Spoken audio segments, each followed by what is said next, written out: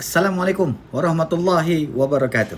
Okey, Pak Yuk nak bagi info bermaksud tawaran khas kadar rata flat rate compound JPJ melibatkan saman awas 114 dan 115 akan tamat pada 30 hari bulan Jun, hari Isnin.